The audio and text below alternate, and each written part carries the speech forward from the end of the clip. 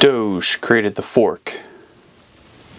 This is the accounting with Esteban Parsons. The federal government's scared. The employees are scared. And that's a good thing for us, the American people. It's afraid. As has been reported in the news media, the Federal Personnel Office, otherwise known as the Office of Personnel Management, OPM, in conjunction with the Department of Government Efficiency, DOGE, the meme coin memed into existence by Elon Musk and Donald Trump, which is hilarious when you think about it, sent out a government-wide email to all federal employees titled The Fork in the Road. It was dated Tuesday, January 28th, 2025. In this email, they stated that we're at a fork in the road in federal employment. You can either get on board and do what's asked of you by the administration and help create an efficient and federal government, or you can leave. And you'll either leave you can resign, in which case, if you resign, and it's been further detailed that you could either, if you're eligible for retirement or early retirement, you can get a buyout. And then you can have basically a 6th to 7th month paid vacation before you actually retire or resign from the federal government. Otherwise, if you don't, you could face possible reduction in force, otherwise known as RIF, or reorganization or removal from federal service. This is a great thing. And it's created many federal employees who are scared. The executive branch of the federal government has grown exponentially over the past 60 to 70 years since the end of World War II. And that's a bad thing because it's kind of like a leech. It's just been growing, sucking the life out of the American people.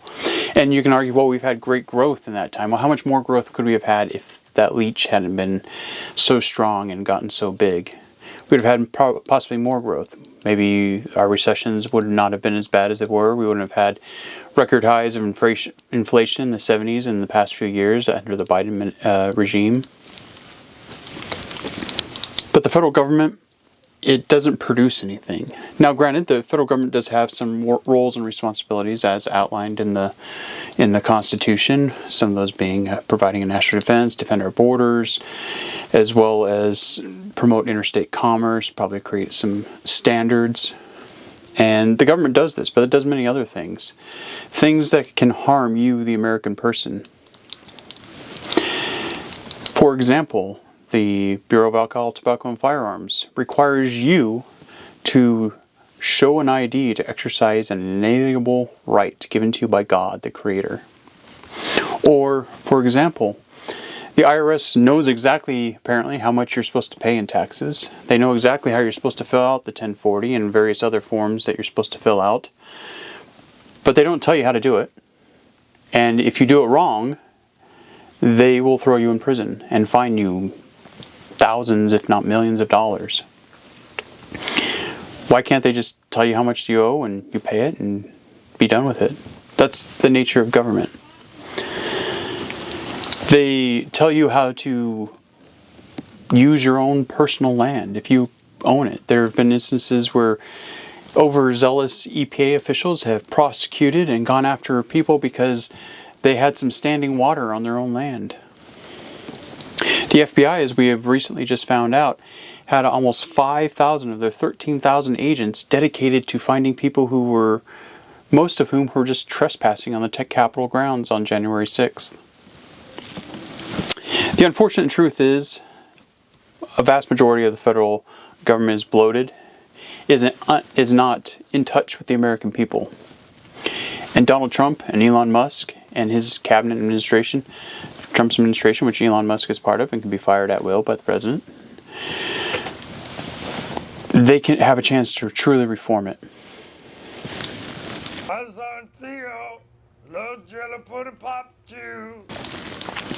It's of no surprise that most of the federal employees who reside in the greater Washington, D.C. area are liberal. You can just watch various James O'Keefe undercover videos to find out that they openly admit and brag about defying Trump. There's something inherently wrong with that. An executive branch employee, their boss is the president. Yes, they take an oath to the Constitution, but the Constitution says that they are to follow all lawful and constitutional orders from the commander-in-chief. A federal employee is under the same oath of office that a member of the military gets, that they are to follow all lawful and constitutional orders. I won't say who. I don't approve. I don't. Donald Trump was duly elected. Not only did he win the important electoral college, which is the actual constitutional method we elect our presidents, but he won the popular vote as well. He has a mandate given to him by our true boss, by the true boss, the American people. The American people chose Donald Trump to make the changes necessary in the federal government. Federal employees have to follow those rules and those laws, so long as they're constitutional.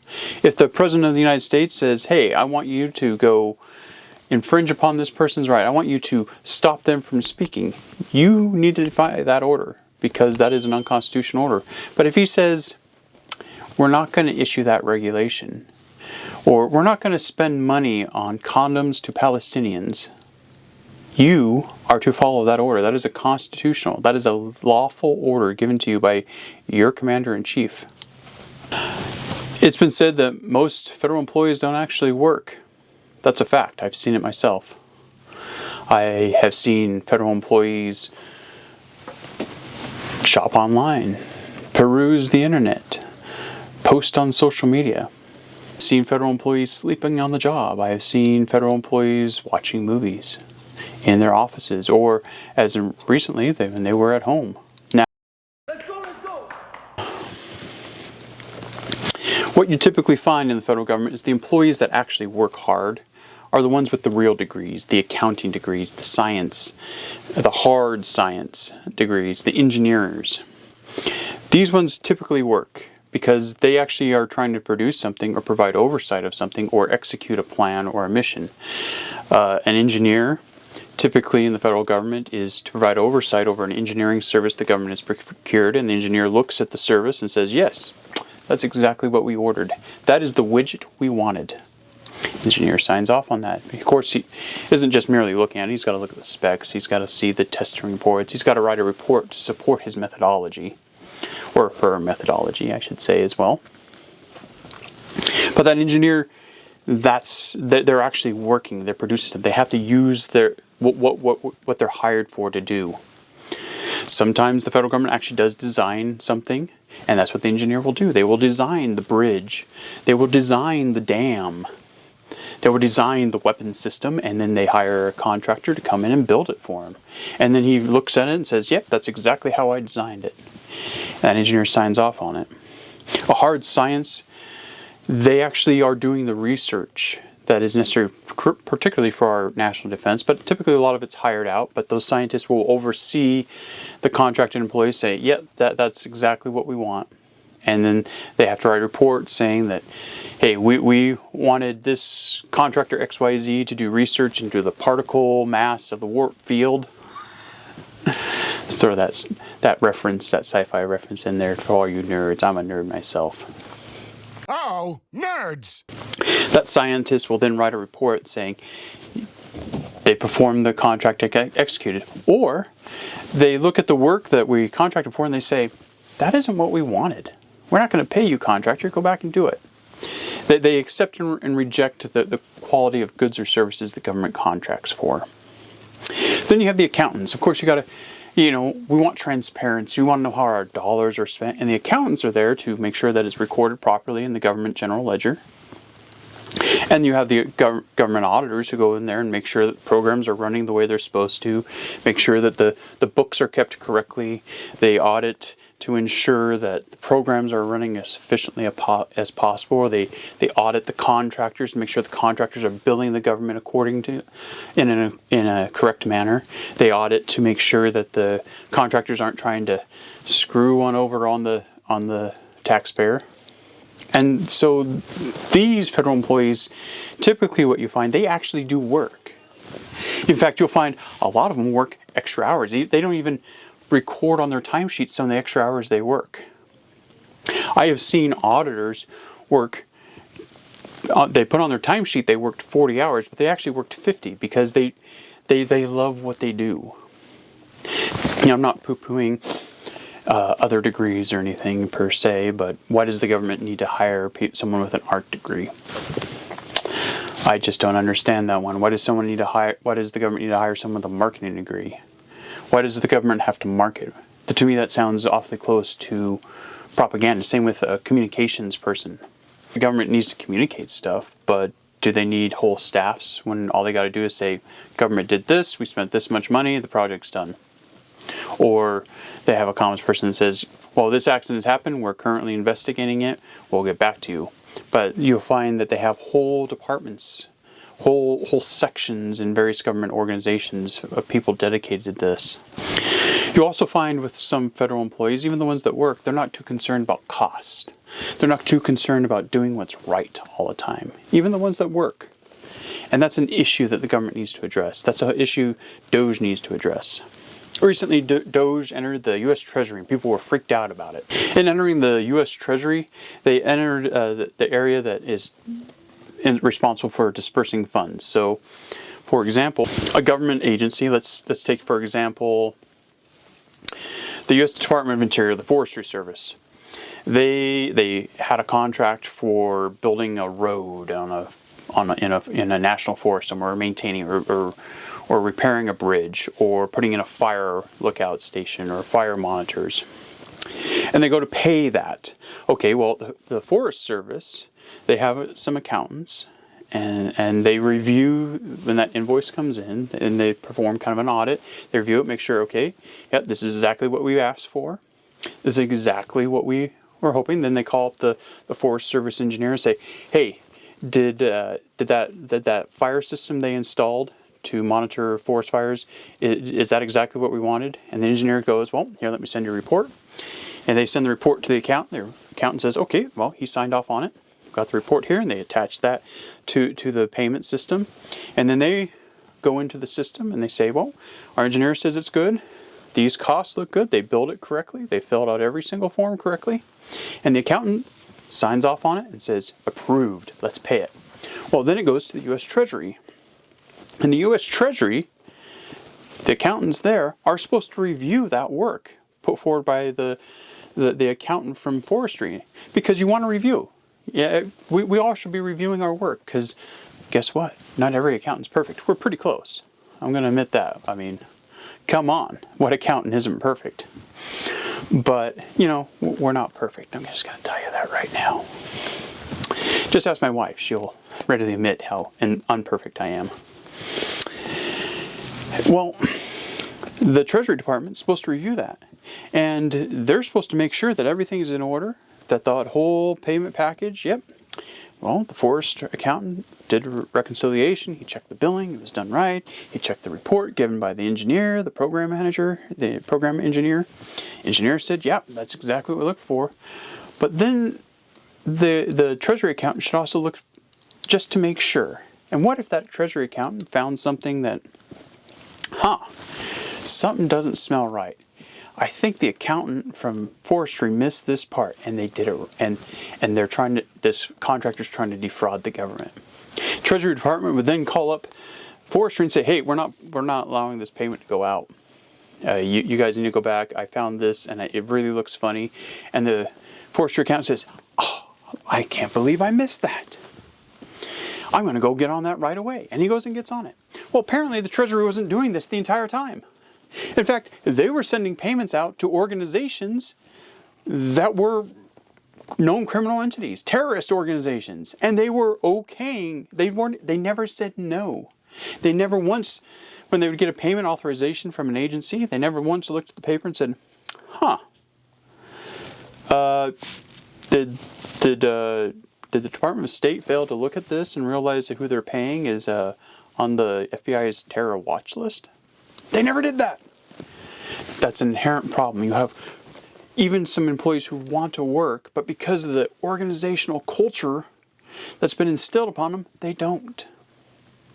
And it's because, quite frankly, there's no accountability in the government for many employees. You'll typically find more accountability among your engineers and accountants and auditors, but even they fall short sometimes. And guess what? There's no incentive to be accountable unless somebody just has integrity.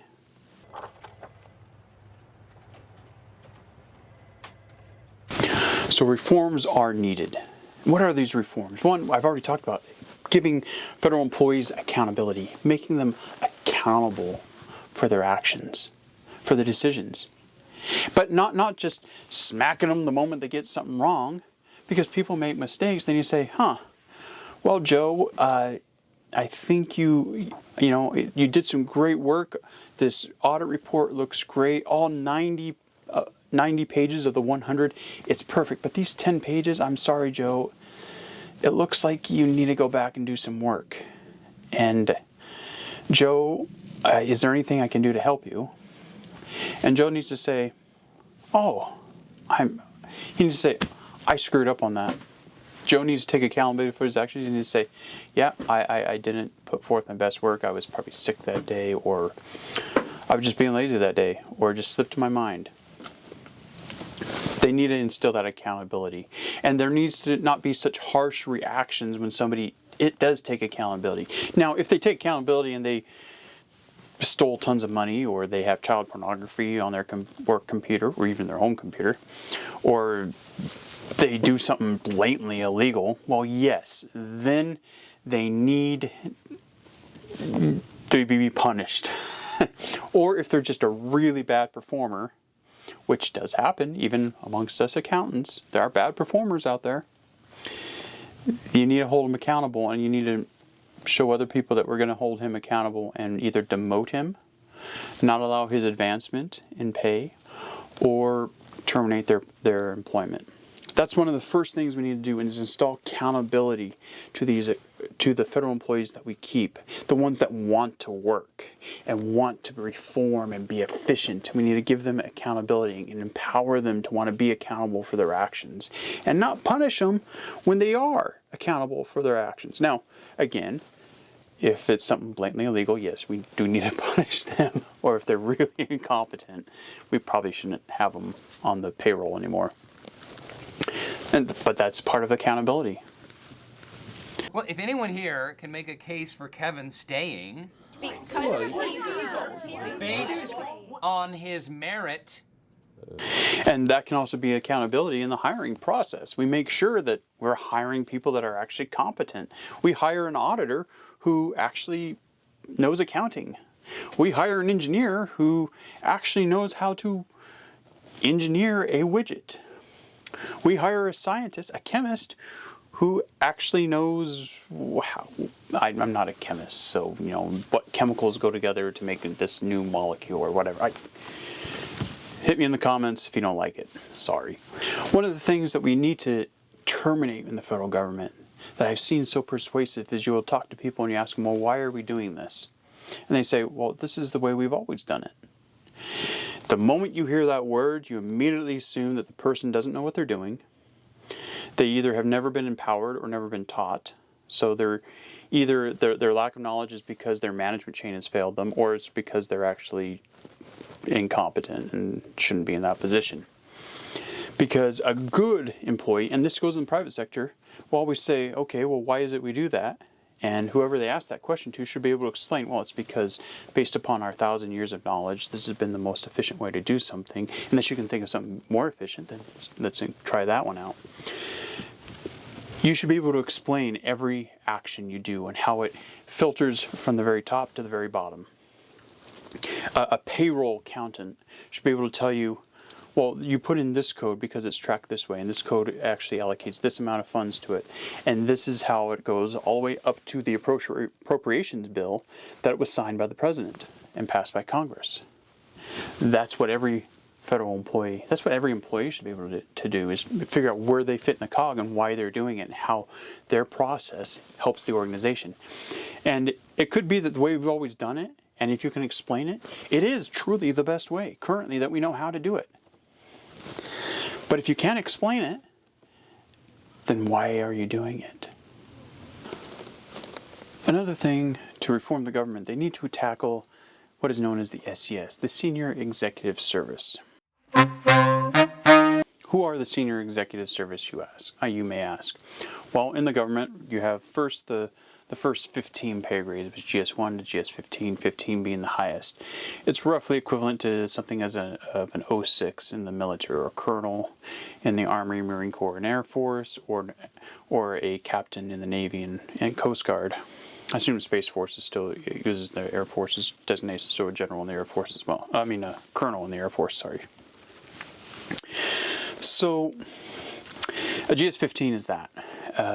GS15 typically are your 14 is typically a supervisor. 15 is kind of oversees the supervisor's division head, if you will. Something like if you had an accounting department, you have your accounts payable team, your review team, and they have a supervisor that are GS14s, and the accounting head is a GS15. And then you have what is known as Senior Executive Service, SES. So they're everything GS15 above, military equivalent of a flag officer. And like with flag officers, they're all political animals.